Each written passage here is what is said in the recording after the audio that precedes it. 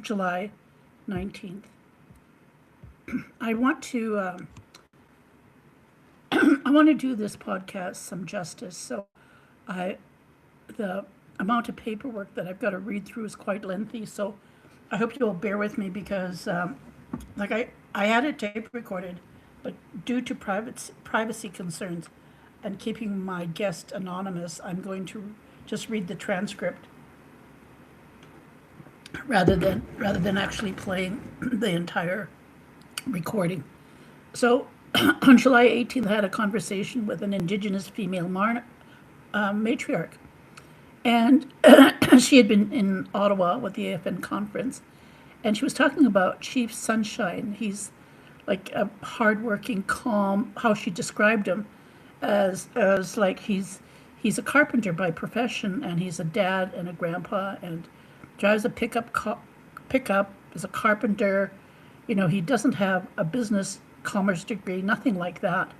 But yet, people who chose to argue with him are regretting having to pick an argument with him. He's, from my friend's point of view, she says that there's a few men like him that are solid. They don't know, they know you don't see them mouthing off or whatever. So they don't take oil money thrown at them. They're hardworking, salt of the earth, as she stated, and I agree. There are Indigenous men out there who are the salt of the earth. And she says that she had lunch with him, and then also too she was talking about a young chief of Cold Lake, and she said he was, just I don't know, 45, maybe 50, and he's a representative for the National Child Care Committee. He's the chief of Cold Lake, she says, and just the dirty, rotten story of the experience he had in the child welfare system as a foster child. Now he's the chief. His name is Kelsey, and that his last name is Jacko. So that's Kelsey Jacko, chief of Cold Lake. Like she's mentioning, why we're talking about this is we're talking about lived experience and how a lot of the things that I talk about in terms of our Indigenous children falling through the gaps, it's the fact that there are people now who've gone through the system who are talking. And so I said to her that I had a phone call from an acquaintance who I hadn't seen in a long time, and I had been to Las Vegas, and again, this is personal money that I pulled out of my magic purse. Again, I wanted to go to Sioux Valley Powwow, which is happening this weekend, which, again, in hindsight, if I had booked 3 months ago, it would have cost me $160. But anyway, that's part of the conversation, and I told her, I said I was talking to one of my residents in Sutina, an acquaintance. Like I said, since I came back from Las Vegas, this was the first time I've talked with her. So that's what, April, May, June, July, like that's 4 months. Again, this is this whole issue of privacy, and this is my life. So, and the only reason I would talk to her was because of this lawsuit that was published by the Toronto Globe and Mail.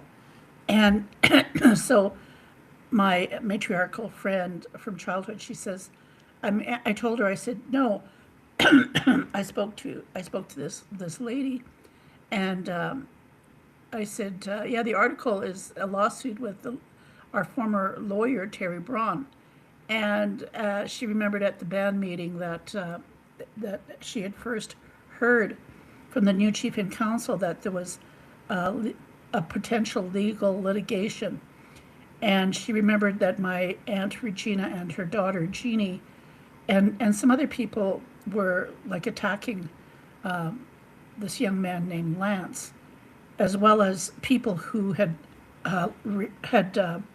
let go of Terry Braun. Now, I want to give a little background on Lance. He has a lot of funders, and so he's had like $22 million investment and lost it and then regained it back in some. And so he was born and raised in Sutina, and so he's working for the nation. And my aunt had criticized the fact that he had put in a budget to be paid, like I think 40,000. And at the band meeting, Lance had to justify himself and saying, "No, I only get paid $1 a month, or I think it's a week or something. The rest of the money he pays out of pocket to the people that work with him." So even the chief, Ellery, got up because the question was, why did they let the lawyer go? And, Terry Braun has been with the nation for, I don't know, 25, 27 years. And he's working now with the Nakota, the Stonies, just west of here. So, I was saying to my childhood friend, I said, now, when shit has hit the fan, they probably will let him go. And I didn't hear anything about the story this resident from Sutina was telling me. And so I sent her the story right out of like investigative journalist's report. And so I read it to her, and she said, yes, at the band meeting, they were trying to justify his release. And she says, I know the chief and council had a lawyer there, and they consulted him, and they were told not to say anything to my aunt and her daughter. And so this is what this elder resident and I were talking about, which I was relaying to my childhood friend. There were like my cousin also who had worked with the lawyer too, who was upset. And they didn't know, of course, non-Indigenous people who work for the nation, people don't really know them personally because, they're not from here. And so even in the article, what I was reading to this elder, was that even in the email, he states to send Sam Mareshi like this copy, and like there was 4 months that the contract hadn't even been opened, like the procurement process policies weren't followed. They didn't follow them, so the lawyer was sending letters off to let this Sam fellow know that this was this big deal with the recovery treatment centers up west from here. Now, even get this, it's again from the elder resident. She said, "Well, they don't even have water. They're going to have a cistern and drive, like take truckloads of water into that recovery center that they're building." And I'm pretty sure, like she was saying, that I said the news article said that he had 31 or so, maybe 41,000 was already given as an initiative or some sort of consultation in terms of educating the community about what was coming. And again, too, I don't know what the initiative was, of course, because I'm not in a position of leadership. But but then again, too, all these things were supposed to come with this procurement policy that Tsuut'ina Nation has structured, but money was given out, and supposedly there are 11 treatment centers in Alberta, and 3 of them are with Indigenous, so that's Tsuut'ina, Enoch, First Nations, and Métis Nation. So I also mentioned to the resident elder, I said, there's also controversy that Malika Holmes or this Sam Mareshi had connections to with Kainai and building some sort of a building there that seemed to be very shoddy work. So there's this whole stuff percolating from First Nations to these separatist people who are connected to Daniel Smith. So my elder resident and I were talking, and like the they're in cahoots with everything, dismantling the hard work and decades of indigenous that people have built up, like the closing of Nietzsche Institute. So my childhood friend was working with Nietzsche Institute, and her whole life she's been advocating and doing work for Native women and children as well as the most vulnerable. So I'm talking to this Tsuut'ina resident, and again, because we hadn't talked like in 3 months or four, and I also mentioned too that they even had their hands in the Native women's shelter in Calgary, like staffing it with separatist females, board members, and again because of the Alberta government playing politics with nonprofit minorities, pitting them against each other for nonprofit dollars. So I've been invited to talk on to immigrants from Africa and about Indigenous history, and then I was told that they submitted proposals for nonprofit, and the monies, rather than going to their community, went to the Native Women's Shelter. And again, too, my childhood friend said, well, it's staffed with a bunch of American women, women who've never really grown up in Canada, and it's sort of buying the support of the Native Women's Shelter because of the new board members and how they ousted a former Indigenous executive. Again, the executive too, she's got children who are lawyers. So anyway, they changed the policies, and like even too, when I was talking to my childhood friend, I said, yeah, 30 years ago I was at the startup of the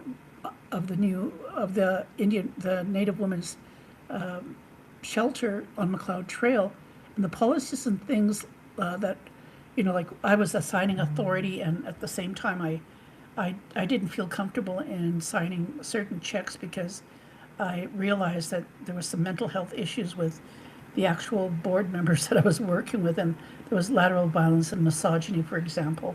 So anyway, my childhood friend said yes. She named one of the ladies, and I said yes, she is a. We agreed she was a basket case, and that in reality, even though we're struggling with mental health issues, it's the nature of the beast that all the policies and the initiating of the new women's shelter 30 years ago was done in good faith, and it was to promote and enhance the Indigenous women of the Treaty 7 area, as well as the Indigenous women who are living in the city of Calgary. And yet this whole board released the executive director, had some token Indigenous people on their boards, and changed the policies and even the name of the Native Women's Shelter. So a huge protest of what Josie Nipinak was trying to save face. So yeah, all this is like from the separatists of Daniel Smith's dismantling Indigenous foundations that were built by grassroots people, and really it's really repulsive because as I say, as the fry bread burns, it's all with the consent of some Indigenous people who we know as brown nosers, and they throw a little money towards them and they bow and say, okay, yes, Miss Master, the white privilege, or white Puritan, or sovereignty, or whatever. Everything. It's just incredible, and I'm glad. Like, for example, my childhood friend and I were saying, look at Sturgeon Lake and Tall Cree Nation, and look at that lawyer Rath. They're taking him to court for $15 million for taking money out of the trusts of the Indigenous children in that area. And again, this Rath is the leader of the Separatist Party in Alberta. So anyway, it was just making the connections and connecting the dots, and again, as I'm talking to the resident elder from here who didn't know all this, because again, she didn't, I said, I had to Google it on the internet to find out what was going on, as well as like even the fact that Roy Whitney and his family would benefit, as stated in the article. So, as the band counselors had delivered a letter to Roy's house, the story goes from this resident elder telling me this, that he has, top level 24/7 security around his home. I know even tribal police, have security in case people go there and vandalize his property. You have to understand too the history and the relationship with our chief of police and former Roy Whitney. So even like last month, the former chief's daughter passed away, and right there, right in her father's compound, is her brand new house as well. Now, like this young woman passed away at 51. I'm like 74, and like I wear my skin, and the fact that like the home I'm in is my mother's home. My whole life being a single Indigenous woman with no partner or children or grandchildren, I am deemed unfit. So even in the early stages of my 20s, doing proposals for the daycare center and the first detox treatment center, they developed a policy that any Tsuut'ina woman who was under the age of 55 who applied for a house could not receive a house unless she had children. So again, misogyny and patriarchy in play. And most of the time when shit hit the fan, it was always pointed to me. It got back to me. Oh, there was a nasty letter sent to Chief and Council. Marina, they say you wrote it. So I've stayed out of politics because of the lateral violence and just the fact that I do speak my truth, and they've tried to silence me. And I'm not the only one. Like, I try in my podcast to say this is rampant in Indigenous communities where misogyny outweighs the voices of so many matriarchs, Indigenous women. Like my childhood friend, she's got a home in Hobbema, yet, they didn't even put in central heating, plumbing, anything. And then I have another cousin in Manitoba, like she's got her mother's house just like I have my mom's house. It hasn't been renovated. Like all the stressors that misogyny in Indigenous men, patriarchy in First Nations, Inuit, and Métis communities makes Indigenous women have battle fatigue because we're constantly being punished for being educated and being the backbone of our communities.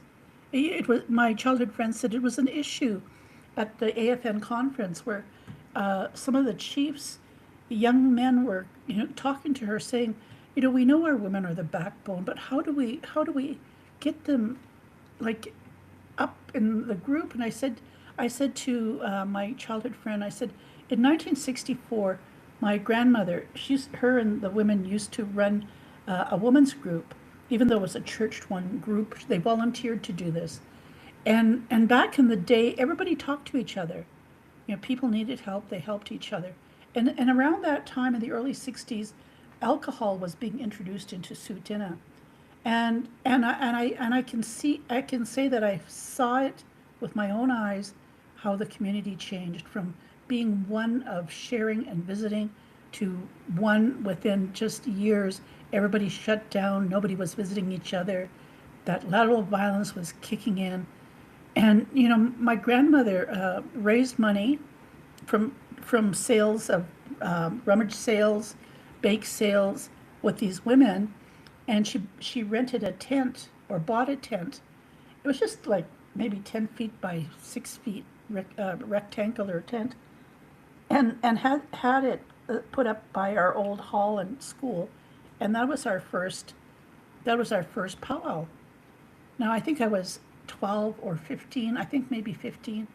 Now Sioux Valley, where I was born, where my grandmother comes from, they're hosting their 80th powwow. So that means that when I was born in 1952, they'd already been in existence 6 years before. So understand, like, it was probably 2 decades before Sutton even started their powwow, or the fact that in Indian country, especially in Alberta, because we were so oppressed to not embrace our culture, we started doing these things. Now, like I said, when one of the band counselors was chosen to go and deliver the legal papers to Chief Roy Whitney, he handed it to him, and Roy looked at the paper and he says, "Is this all they've got?"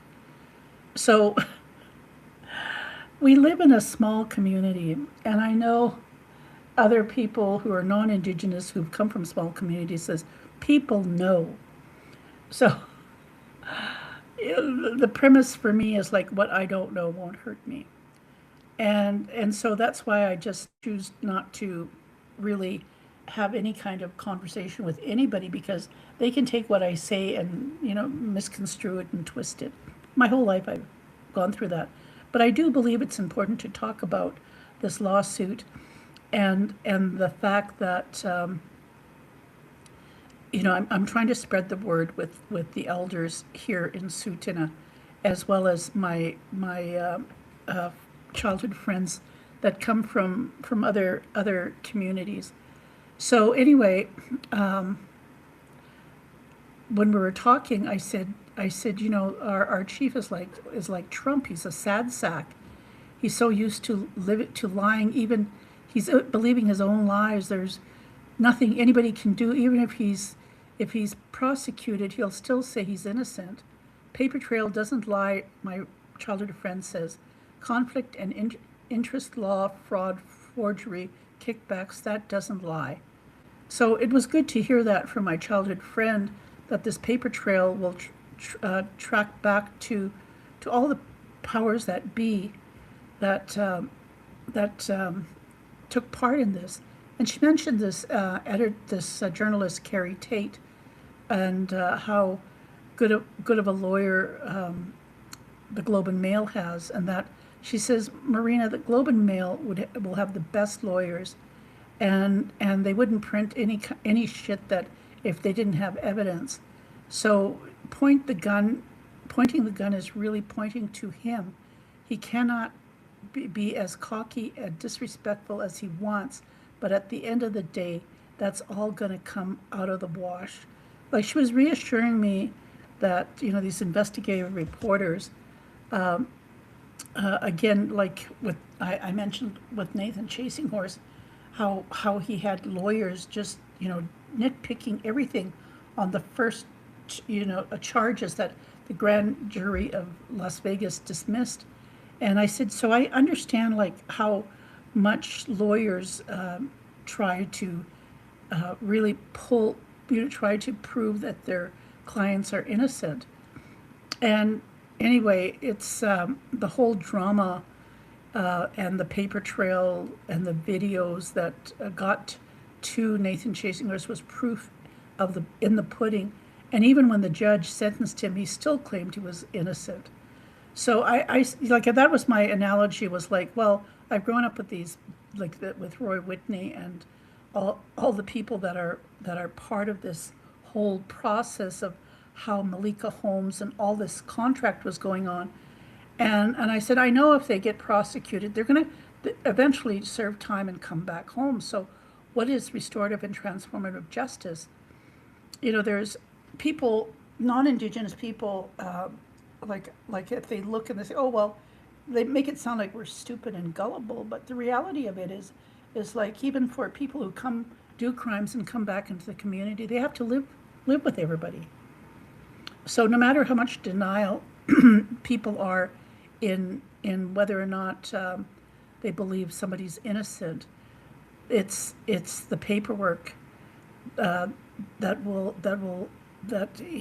even though he can still deny it. And my friend says, she says, it's a form of psychosis. She said, we talked before about like Donald Trump and even Danielle Smith, they're inevitable, and it's beyond narcissism. So this new form of psychosis, she said, it's from medical research that has been done. The separatist movement is behind all this crap, where they talk about blanketry. Indian women are this, Indian chiefs are corrupt. Billions of dollars have been going into First Nations. Meanwhile, they're fucking freeloaders.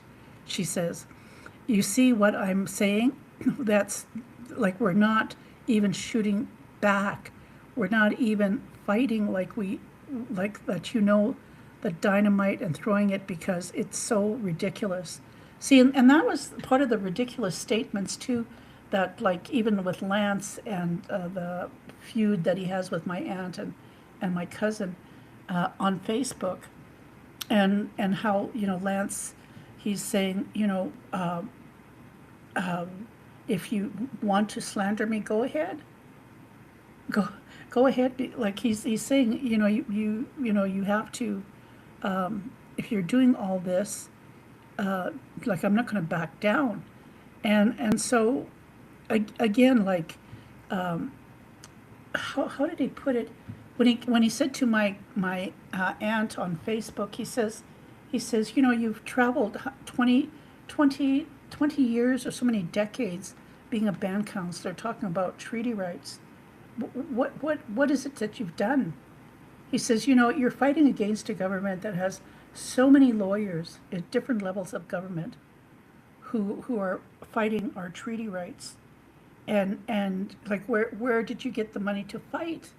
What have you done? Where's all this work that supposedly you've put into? Where is it? And again, too, when people spend money to travel to AFN conferences and talk about things, they have to have the proof. Like, they got to be the salt of the earth. And when you succumb to bribery, we'll say, or handouts, or like being bought, and that's why, like, when I was director of education and Roy Whitney came to me and offered me a transfer job, I said no, because that meant I would have had to obey him, and I would have had to have compromised and be just grateful that he saved me. But no, I had worked my whole life working to get my own, like, my degree with my own money, my own rent. And again, even if it made it look like I was very poor and pitiful, that's okay, because in the end, you can't take the money with you. So people like, she made a comment. She said that, your whole life pretending to be, I made a comment to her. I said, immigrants don't know all this. I'm saying that, Danielle Smith, you've grown up your whole life around pretending white people who stab you in the back, and it's no biggie, because if you're an immigrant and you don't see it, you don't know, because you're looking at it like they're looking at the Native Women's Shelter, and then they're looking at like that Indigenous women get this money because the majority of the board members are women, white women, who've been selected by separatists. And it's just not separatists. They're all Americanized right-wing fascists, Pentecostal bastards, as my childhood friend says. Could go on with their list. They're not even Canadians in their psyche, in their psychosis. They're apt to shoot. They're apt to shoot and to ask questions later. That's why I use the analogy, even though we grew up in a community with neighbors our whole life, human nature is like you go into a country where there's civil war, and you have like the state police knocking on the door looking for like, just like ICE, and then they knock on the door, and then they ask questions, and the neighbor says, "Oh yeah, that person's next door." And so what do these civil police do? The police state do? They take them and put them, mass execution firing squad. Like, it's just human nature. Even if you've known people Like, even though I go on and I've gone on and on to talk about holistic collective communities and having grown up in Indigenous, Métis, First Nations communities, like, that's the reality. That's the reality, but it's important to identify it and to own it, because the potential of lateral violence and seeing injustice is part of our daily life. Even though, like, non-Indigenous people live in urban areas and don't see this structure, this struggle, because they're living in a different we'll say dimension. So the majority of people that I do talk to, it's like my childhood friend says. She says, like a psychosis, because that every man for themselves, and the whole issue, like around Nathan Chasing Horse, being sponsored by the Chief and Council for 20 years, has been percolating, and the percolation, is that everybody's going, well, you need a recovery center, because what the hell have they been painting? Like, it's upsetting that because our girls are being, like, it's just like they have to have this recovery center because our girls are, for the lack of better words, fucking suicidal, and they need a recovery center 24/7 because they're so vulnerable. I mean, excuse me, our young girls are not like that. But to use that as a political football back and forth, saying and justifying the need for this recovery center, when it's not going to be staffed by Indigenous people or educated by Indigenous people. So when I talk about grassroots people having established policies and frameworks, just like the center, the Nietzsche Institute, and how that was established by Indigenous people for like healthy living within the communities. And I use the example of my late mother, who, I helped establish the first detox treatment center budget. But the reality of report writing, budgeting, and doing programs for decades was established through the Nietzsche Institute. And the amount of Indigenous people in Alberta who went through the Institute to come back to the communities and practice mental health skills, that's they had to stop drinking, like I say, my childhood friend says, well, there are dry drunks, and I said, yes. I said, I use my family as example. They don't drink, but yet look at the sexual deviancy that happened 20 years ago. When my brother was charged, and when he was in cahoots with Nathan Chasing Horse, like, he served his time, but yet, where was the alcohol and drugs? There wasn't. So that's why when we talk about politicians, and even within my extended family, and the fact that they're still drinking, like social drinking, and yet when they get up and talk, it's quite obvious that there's something the matter in the way they process things, because they're not focusing on anything that's happening in terms of sexual crimes. Because even when the former chief, Roy Whitney, was charged, that intergenerational trauma of people who had supported him, just they're acting like dry drunks, like they're suppressing, like, whatever happened to them, and because of that, so much pain, is being triggered by this whole crisis that's happening. So everybody's been focusing on that, and yet when this lawsuit came out, and all the evidence of what the chief was doing with all these people, Sam Marishke and Malika Holmes, and even the fact too, at that time, before, see, there was a 4-month period, and there was controversy that Chief Roy Whitney was in cahoots with Daniel Smith, and he was, saying no, no, no, and I use the analogy of a stag and does. A stag is a male deer and does are the female deer. So when you're hunting, because I grew up with brothers and uncles who hunted, so when you're hunting, the stag will chase the does out into the field first to see if the coast is clear. And if the coast is clear, then he'll come out and graze. So that's what Roy Whitney did with one of the female band counselors, who went up to Edmonton and became notoriously famous for standing there talking on behalf of Chief Roy Whitney. And in his statement, he said that there was no connection, and yet now here's the paper trail leading from Sam Marushi, Malika Holmes,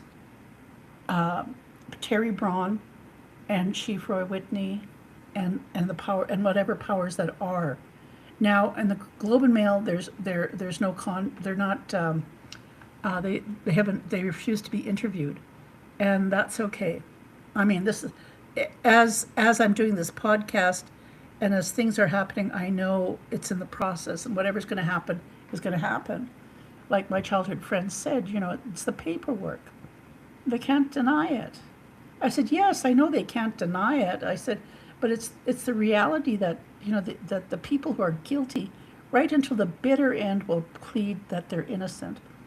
I said that's what's so disturbing, because when you do volunteer work, you hope that people have some empathy and say, oh, we did it voluntarily, and we should listen to her.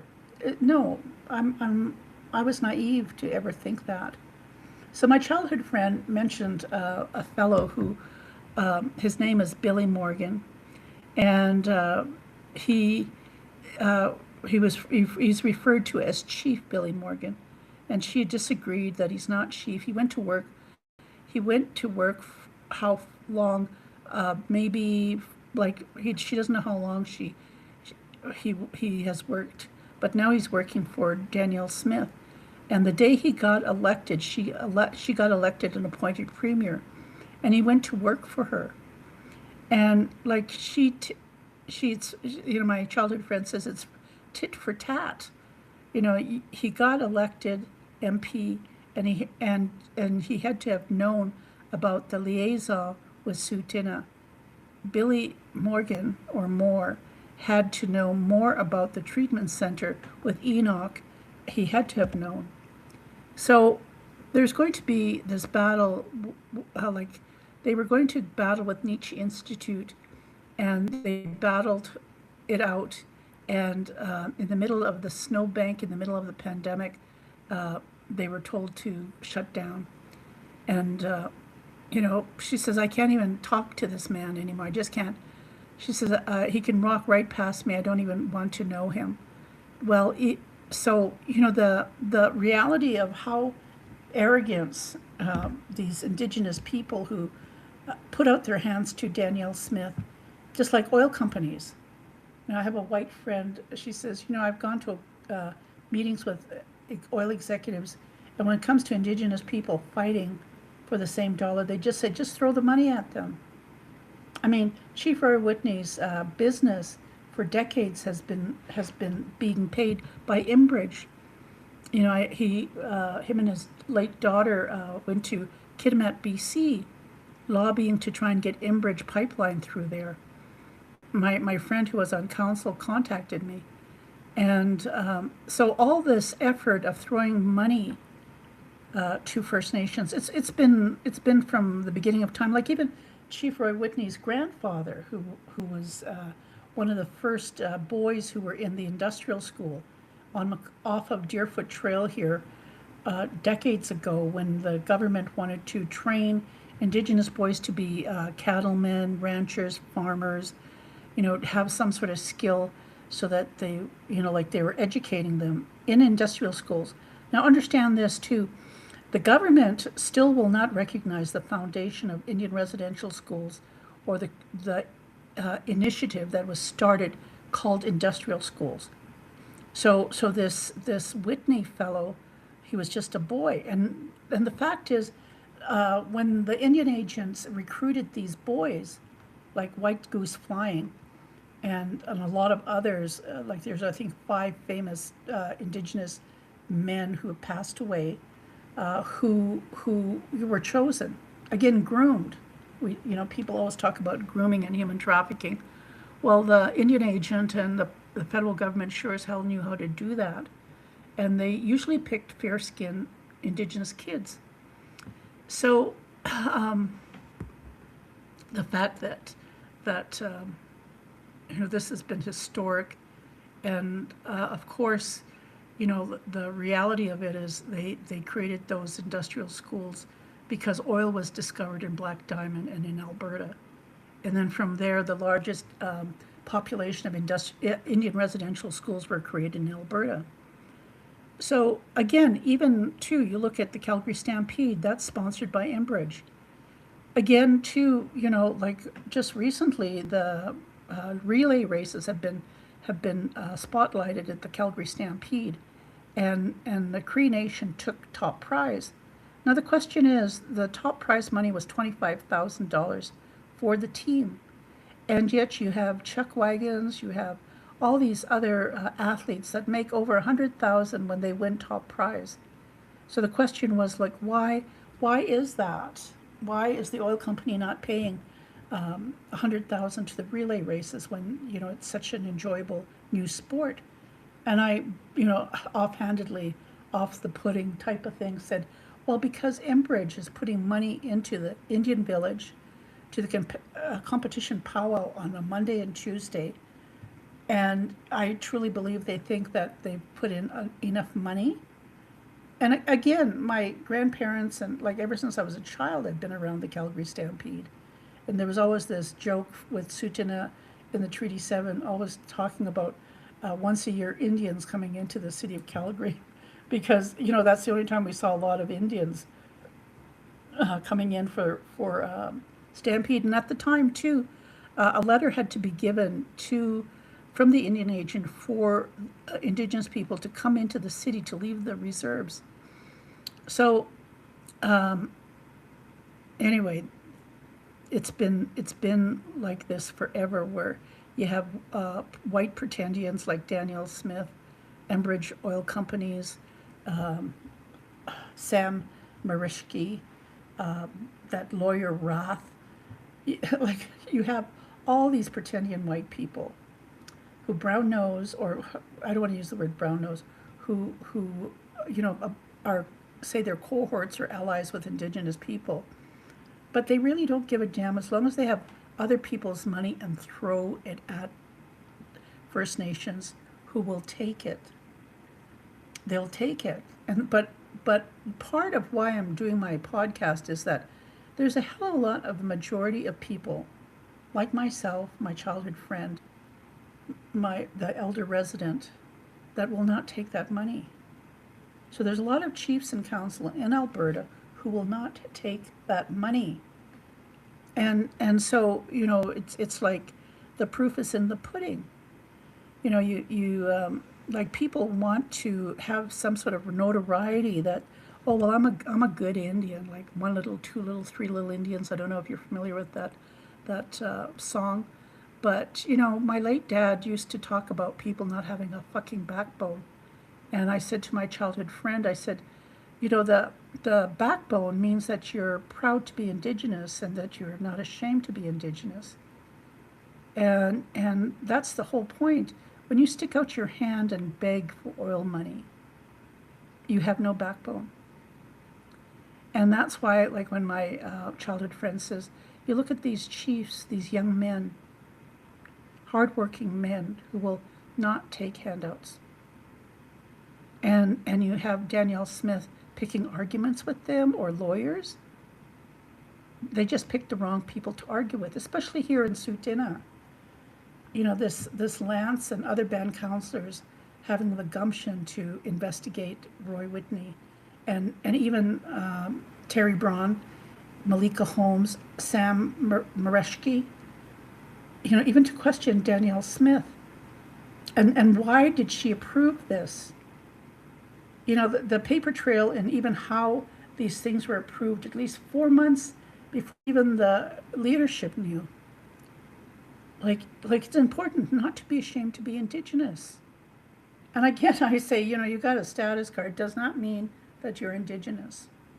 I mean, it's such an abstract thought, but the reality of it is like, how proud are you? If you're a millionaire and you have your status card, do you take all that money? Do you take 50,000 for consultant fees? Like that's what my aunt had challenged Lance. in front of hundreds of people at our band meeting.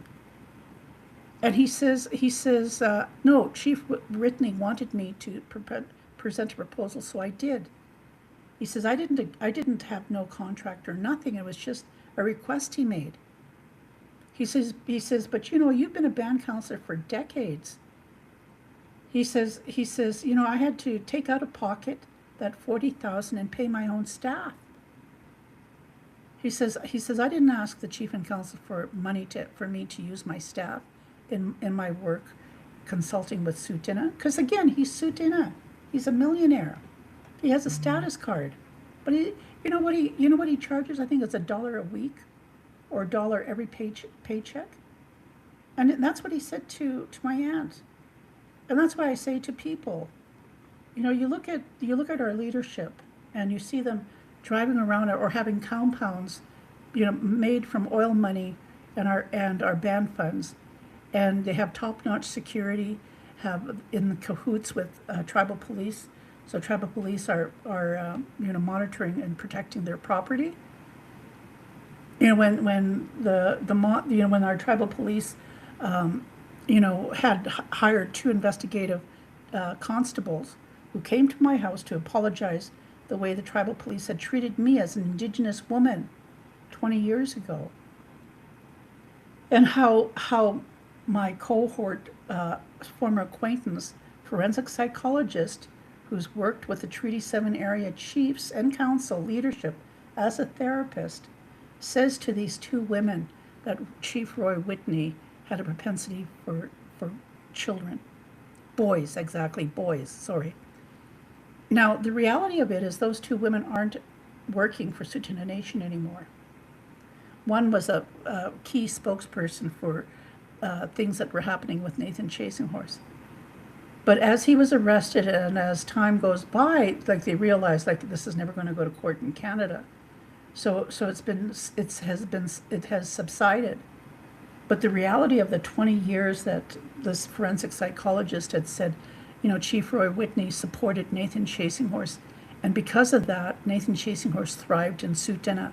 The amount of money that he took from leadership, that is the question. Because, like I said, I made the blog 20 years ago. People in my community didn't tell me, even 5 years after I started the podcast, that Nathan was still coming into the community. It wasn't until one of the girls left because she'd been trafficked, and the young woman who was only 14 at the time went to court. And even when she was asked to appear on the Fifth Estate, she went down to the courthouse, got permission to release her story. Like I said, the whole issue of the court case coming to Canada is just a narrative. It's not going to come to full fruition. So what did Nikki have to lose? Nothing. What she had to gain is her story. So that's why, for me, when I look at Nikki and I say, the chief and council paid for the rent and support of the followers of Nathan Chasing Horse. This Nikki should sue the chief and council for them not protecting her. She spent 5 years networking with the tribal police. And then you have the tribal police coming here after Nathan Chasing Horse was arrested, wanting to know my story. And so I had to invite Paul, the forensic psychologist, because my niece and nephew weren't under Child and Family. And again, I talk about we don't have sovereignty as well. And the only person that I could get to help me was this forensic psychologist, so he could supervise home visits with my niece and nephew and their half-sister Roberta, because she was a danger to herself and others.